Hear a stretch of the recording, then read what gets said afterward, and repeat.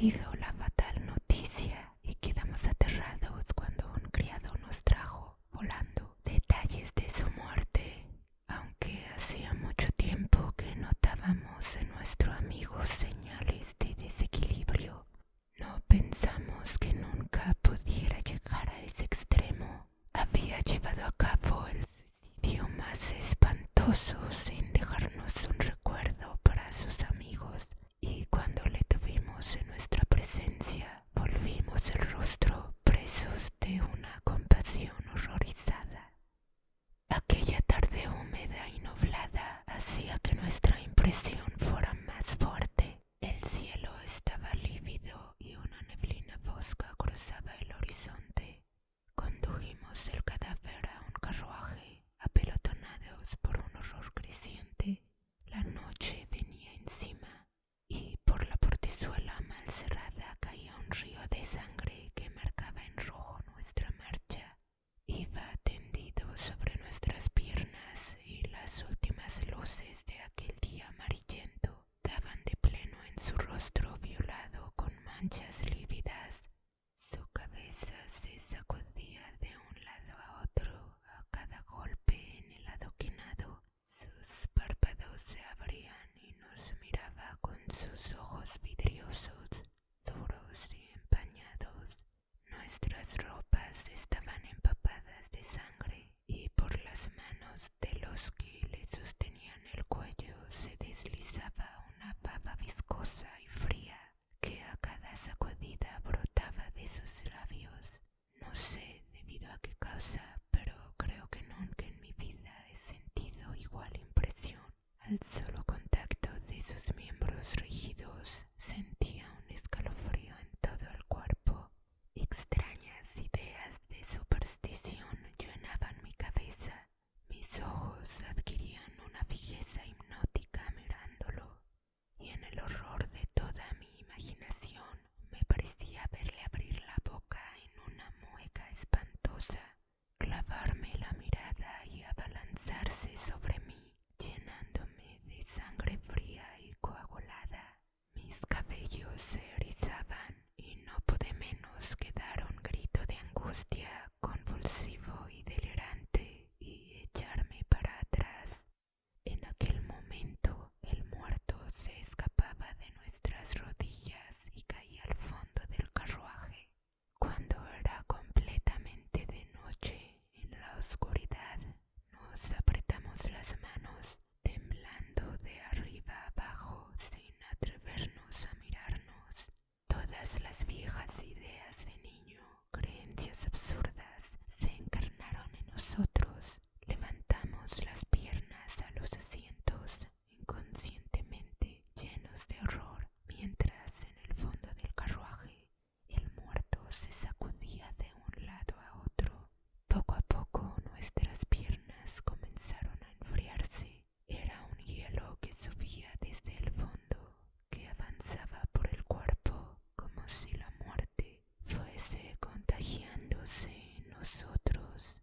No nos atrevíamos a movernos. De cuando en cuando nos inclinábamos hacia el fondo y nos quedábamos mirando por largo rato en la oscuridad, con los ojos espantosamente abiertos, creyendo para el muerto que se enderezaba con una mueca de delirio, riendo, mirándonos, poniendo la muerte en cada uno, riéndose. Acercaba su cara a las nuestras. En la noche veíamos brillar sus ojos y quedábamos helados, muertos, muertos en aquel carruaje que nos conducía por las calles mojadas. No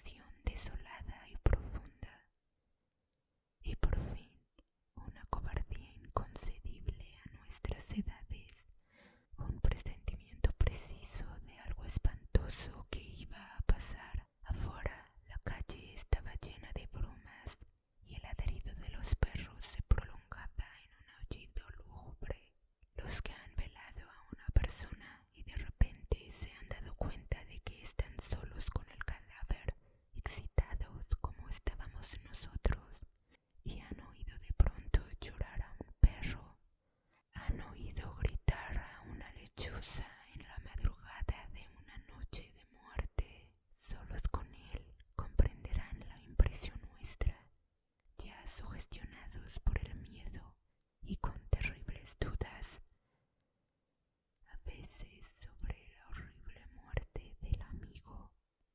Quedamos solos, como he dicho, y al poco rato un ruido sordo, como de un barboteo apresurado, recorrió la sala. Salía del cajón donde estaba el muerto.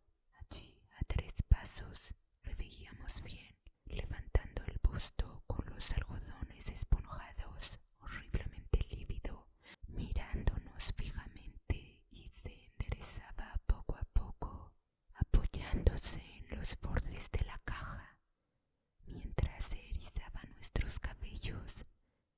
Nuestras frentes se cubrían de sudor, mientras que el barboteo era cada vez más ruidoso, y sonó una risa extraña, extrahumana, como vomitada, estomacal y epiléptica, y nos levantamos desesperados y echamos a correr, despavoridos, locos de terror, perseguidos de cerca por las risas y los pasos de aquella espantosa resurrección. Cuando llegué a casa, abrí el cuarto y descorrí las sábanas, siempre huyendo.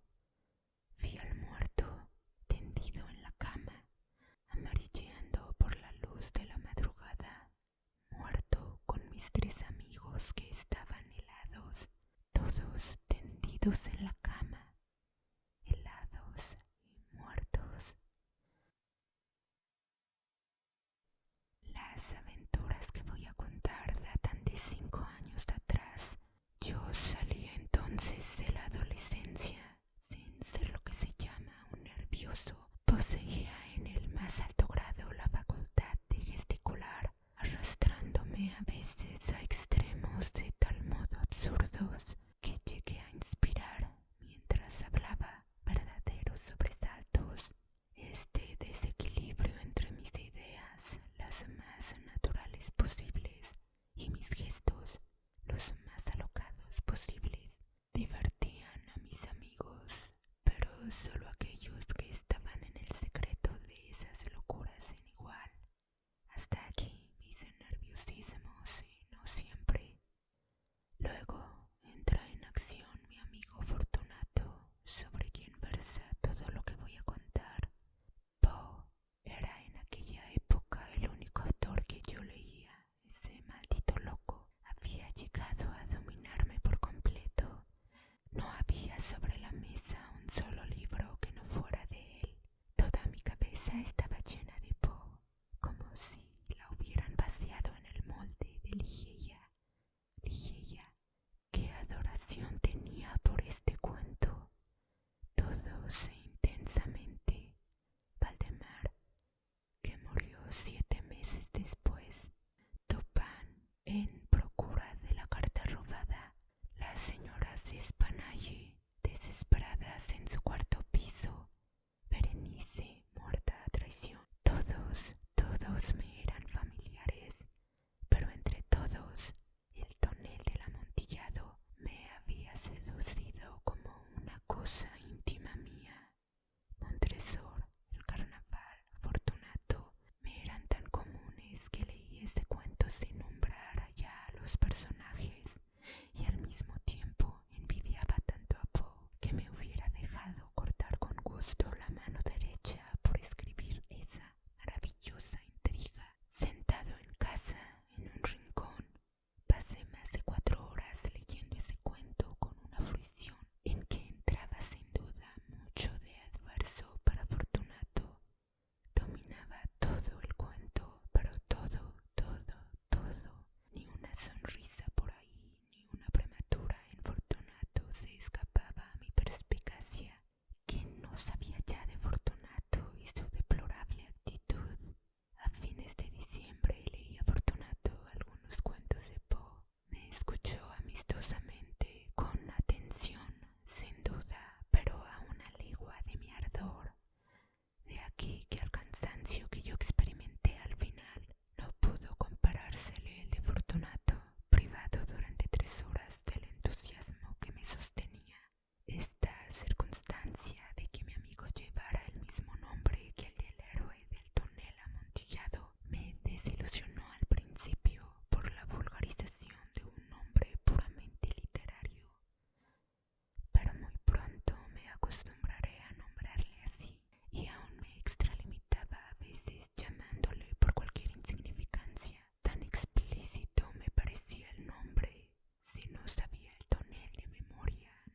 ciertamente porque no lo hubiera oído hasta cansarme. A veces, en el calor del delirio, le llamaba el mismo Montresor, Fortunato, Lucchesi, cualquier nombre de ese cuento, y eso producía una indescriptible confusión de la que no llegaba a coger el hilo en largo rato. Difícilmente me acuerdo del día en que Fortunato me dio pruebas de un fuerte entusiasmo literario.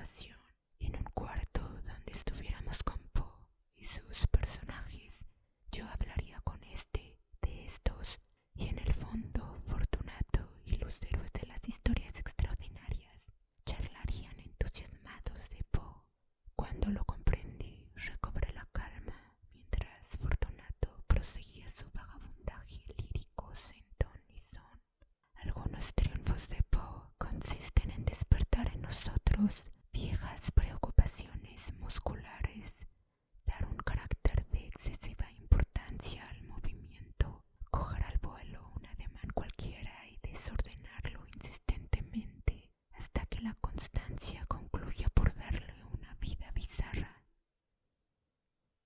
Perdón, le interrumpí. Niego por lo pronto que el triunfo de Poe consiste en eso. Después, supongo que el movimiento en sí debe ser la locura de la intención de moverse. Esperé llena de curiosidad su respuesta, atisbándole con el rabo del ojo. No sé, me dijo de pronto con la voz velada, como si el suave rocío que empezaba a caer hubiera llegado a su garganta. Un perro que yo tengo sigue y ladra cuadras enteras a los carruajes, como todos. Les inquieta el movimiento. Les sorprende también que los carruajes sigan por su propia cuenta a los caballos. Estoy seguro de que si no obran y hablan racionalmente como nosotros, ello obedece a una falla de la voluntad. Sienten, piensan, pero no pueden querer, estoy seguro. ¿A dónde iba a llegar aquel muchacho tan manso un mes atrás? Su frente estrecha y blanca se dirigía al cielo, hablaba con tristeza, tan puro de imaginación que sentí una tibia fiebre de azuzarle. Suspiré hondamente. Oh, Fortunato, y abrí los brazos al mar como una griega antigua. Permanecí así 10 segundos, seguro de que iba a provocarle una repetición infinita del mismo tema.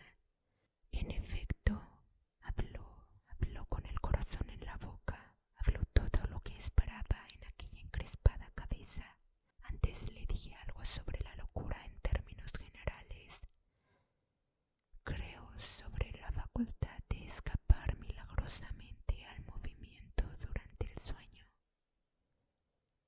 El sueño cogió y siguió, o más bien dicho, el ensueño durante el sueño.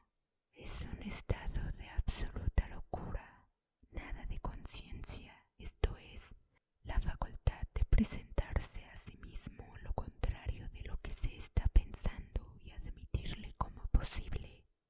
La tensión nerviosa que rompe las pesadillas tendría el mismo objeto que la ducha en los locos. El chorro de agua provoca esa tensión nerviosa que llevará al equilibrio, mientras en el ensueño esa misma tensión quiebra, por decirlo así, el eje de la locura. En el fondo el caso es el mismo. Prescindencia absoluta de la oposición. La oposición es el otro lado de las cosas, de las dos conciencias que tienen las cosas. El loco o el soñador solo ve una, la afirmativa o la negativa. Los cuerdos se acogen primero a la probabilidad, que es la conciencia loca de las cosas. Por otra parte, los sueños de los locos son perfectamente posibles, y esta misma posibilidad es una locura. Por dar carácter de realidad a esa inconsciencia, no la niega, la cree posible. Hay casos sumamente curiosos. Sé de un juicio donde el reo tenía en la parte contraria la acusación de un testigo del hecho. Le preguntaban: ¿usted vio tal cosa? El testigo respondía: sí. Ahora bien, la defensa alegaba que, siendo el lenguaje una convención, era solamente posible que en el testigo la palabra sí expresara afirmación. Proponía al jurado examinar la curiosa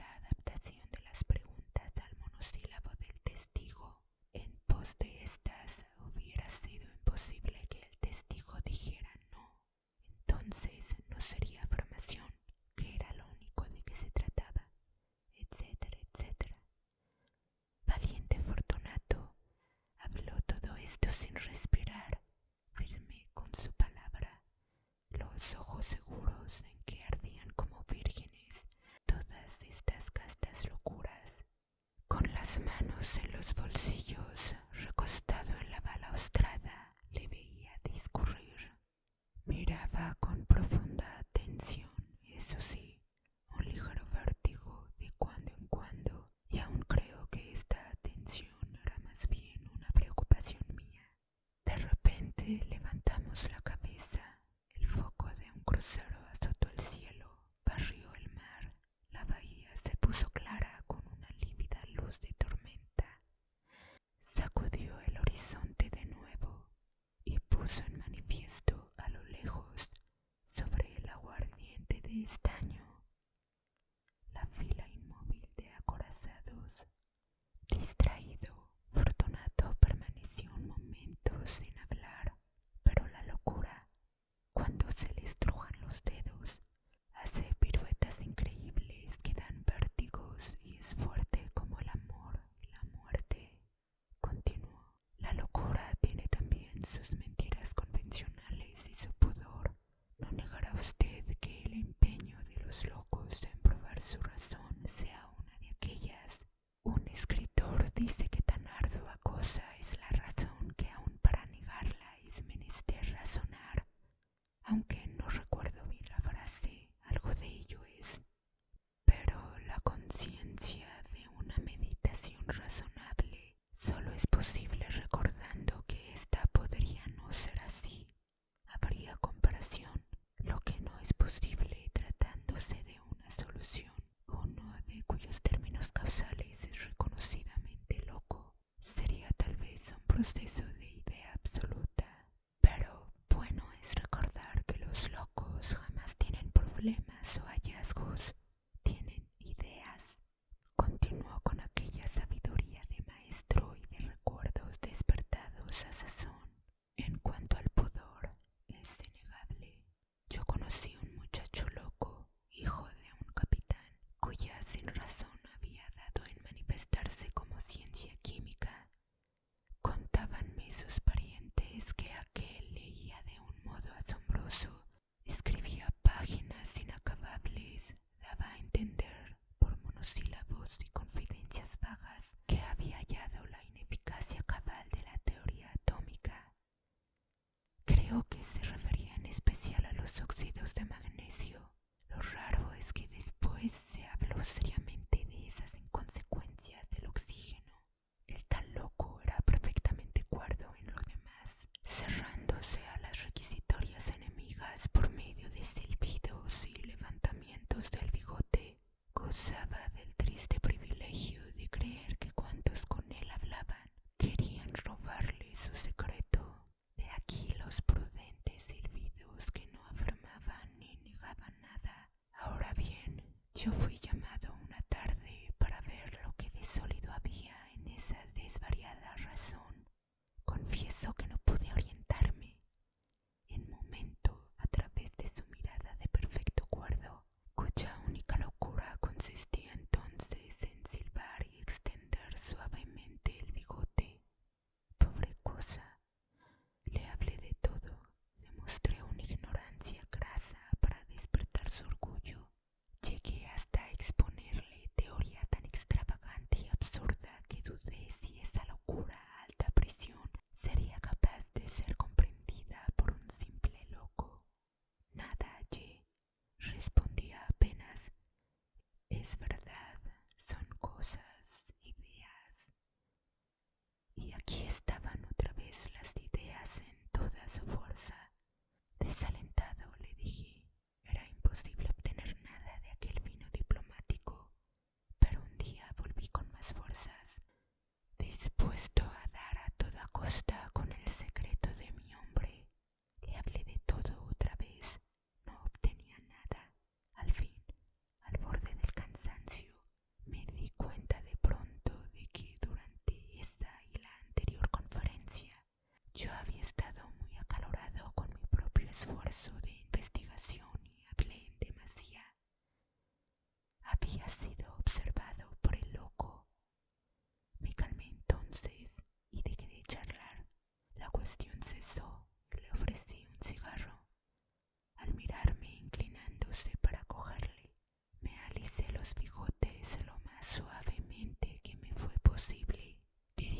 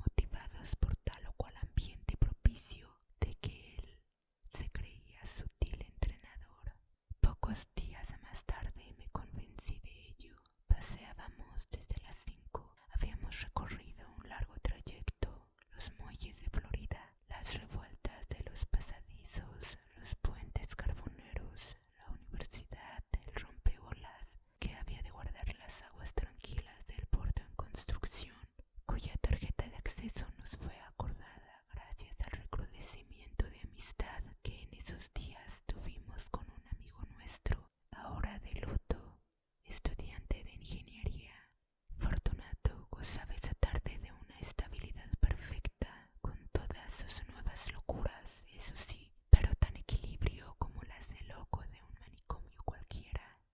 Hablábamos de todo, los pañuelos en las manos, húmedos de sudor. El mar subía al horizonte anaranjado en toda su extensión.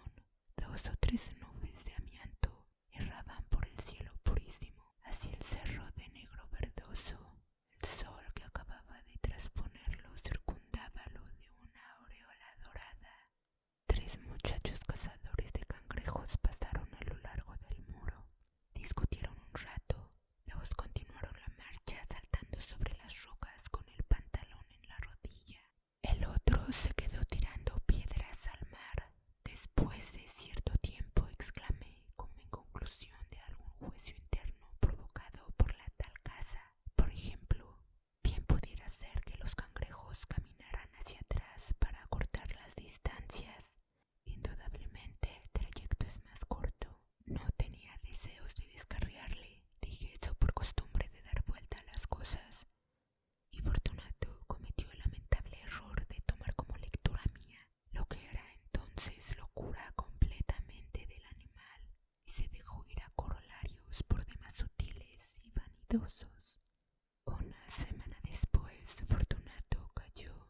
La llama que temblaba sobre él se extinguió y de su aprendizaje inaudito, de aquel lindo cerebro desvariado que daba frutos amargos y jugosos como las plantas de un año, no quedó sino una cabeza distendida y hueca, agotada en 15 días, tal como una muchacha que tocó demasiado pronto las raíces de la voluptuosidad.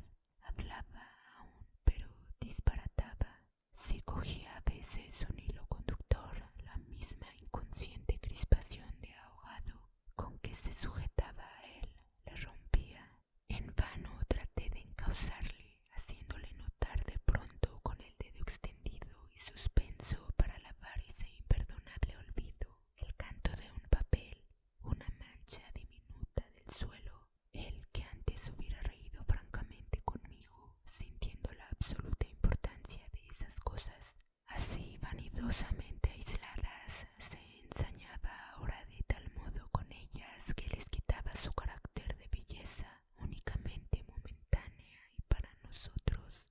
Puesto así fuera de carrera, el desequilibrio se acentuó en los días siguientes. Hice un último esfuerzo para contener esa decadencia volviendo a Poe, causa de sus exageraciones. Pasaron los cuentos, Ligeia, el doble crimen, el gato. Yo leía, él escuchaba. De vez en cuando le dirigía rápidas miradas. Me devoraba constantemente con los ojos, con el más santo entusiasmo. No sintió absolutamente nada,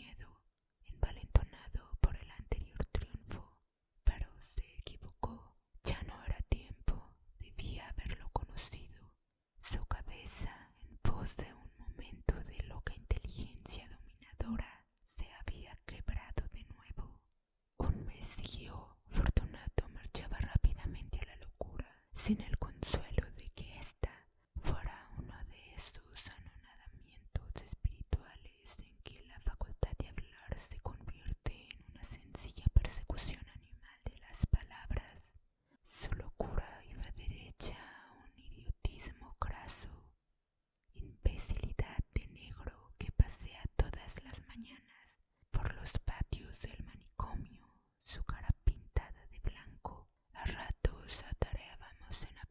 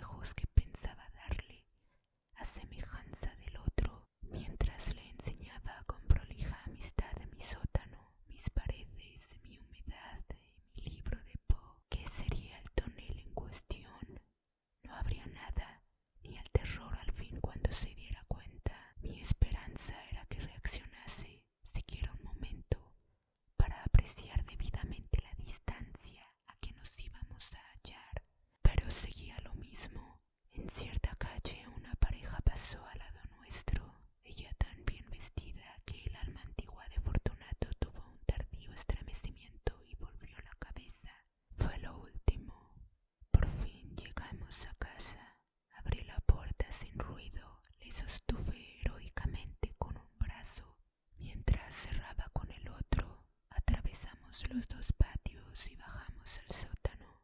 Fortunato miró todo atentamente y quiso sacarse el frac, no sé con qué objeto. En el sótano de casa había un ancho agujero revocado, cuyo destino en otro tiempo ignoro del todo. Medía 3 metros de profundidad por 2 de diámetro. En días anteriores había amontonado en un rincón gran cantidad de tablas y piedras, apto todo para cerrar herméticamente una abertura. Allí conduje a Fortunato y allí traté de descenderle, pero cuando le cogí de la cintura se desasió violentamente, mirándome con terror. Por fin, contento, me froté las manos. Toda mi alma estaba otra vez conmigo. Me acerqué sonriendo y le dije al oído con cuánta suavidad me fue posible: es el pozo, mi querido Fortunato. Me miró con desconfianza, escondiendo las manos. Es el pozo, querido amigo. Entonces una luz pálida le iluminó los ojos. Tomó de mi mano la vela, se acercó cautelosamente al hueco, estiró el cuello y trató de ver el fondo. Se volvió interrogante. El pozo, concluí, abriendo los brazos. Su vista siguió mi ademán. Ay, no. Me reí entonces y le expresé claramente, bajando las manos. El pozo. Era bastante esta concreta idea. El pozo concluyó por entrar en su cerebro completamente aislada y pura. La hizo suya. Era el pozo. Fue feliz del todo. Le ayudé a bajar y aproximé mi pseudo cemento. En pos de cada acción acercaba la vela y le miraba. Fortunato se había acurrucado completamente satisfecho. Una vez me chistó. Me incliné, levantando el dedo sagaz, y lo bajó perpendicularmente. Comprendí y nos reímos con toda el alma. De momento me vino un recuerdo y me asomé rápidamente. Y el nitro. Callé enseguida. En un momento eché encima las tablas y piedras. Ya estaba cerrado el pozo y Fortunato dentro. Me senté entonces, coloqué la vela al lado y, como el otro, esperé. Fortunato, nada, sentiría. Más fuerte. Fortunato. Y un grito sordo pero horrible subió del fondo del pozo. Di un salto y comprendí entonces, pero locamente, la precaución de Poe al llevar la espada consigo. Busqué un arma desesperadamente. No había ninguna. Cogí la vela y la estrellé contra el suelo. Otro grito subió, pero más horrible. A mi vez aullé. Por el amor de Dios. No hubo ni un eco. Aún subió otro grito y salí corriendo. Y en la calle corrí 2 cuadras. Al fin me detuve, la cabeza zumbando. Ah, es cierto. Fortunato estaba metido dentro de su agujero y gritaba. Habría filtraciones. Seguramente en el último momento palpó claramente lo que se estaba haciendo. Qué facilidad para encerrarlo. El pozo.